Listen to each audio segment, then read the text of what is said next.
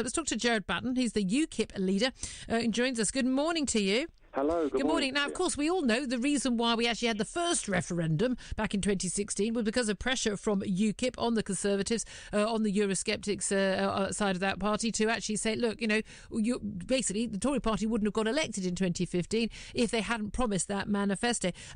Do you think that we are going to get a second referendum? And if so, what should the question be? Well, I don't think we will, because I think what would the question be on? Because, first of all, is it on the deal that Mrs May is offering? And that, of course, has been rejected by Parliament. She's now got to go back and try to cobble something else together with the European Union. But what's more important than the deal is actually the relationship agreement that comes afterwards, because that's how we're going to interact with the EU. So what would the referendum be about? There's only really one meaningful question, and we had that. Do you want to remain in the EU, or do you want to leave in the EU? And the government was supposed to get on with the job of actually taking us out. And 2 years and 8 months later, we're not really that much closer to it than we were. We have the Withdrawal Act, which says that we leave on the 29th, but that date can be amended within the Act. And, of course, what we were just hearing there, marvellous exposition by Ross there, a very complicated subject, but it is possible that the date could be put back if there is a unanimous agreement of the Council of the European Union. And, of course, they don't want us to leave anyway. So what I'm predicting, and I hope I'm wrong, actually, Julia, is that they may well extend Article 50.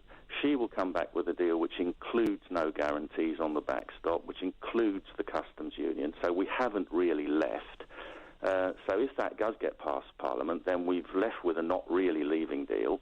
And then what we'll see is another 2-year propaganda campaign by the mainstream media to say, well, it was all a big mistake, we shouldn't have left, and we'll go back in. And we could see the next government, when Theresa May steps down, or the next general election, both of the main parties saying that it was a mistake and we need to go back in. I think this is a betrayal that has been engineered from the day after the referendum.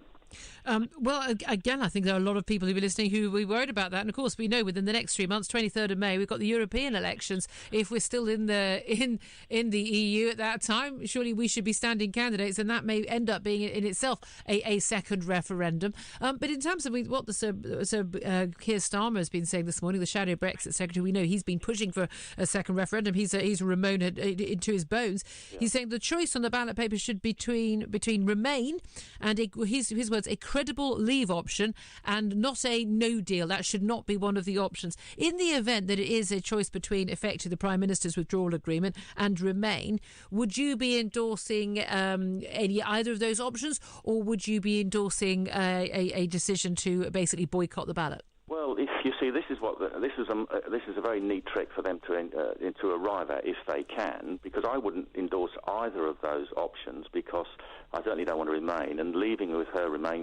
leaving deal as it currently stands is not really leaving at all. And if you boycotted the referendum, all that would happen would be that they would say, well, the people who didn't vote couldn't be bothered to vote, and they'll hope to get a Remain vote in that referendum. So what I've got to do as UKIP is to make UKIP a credible electoral threat again, because, as you rightly said, the only reason we got it is because UKIP was taking votes away from the political establishment from both sides. Okay. And the only way anything is going to change in this country is if UKIP actually then starts to take votes or go away again in significant numbers from Tory and Labour.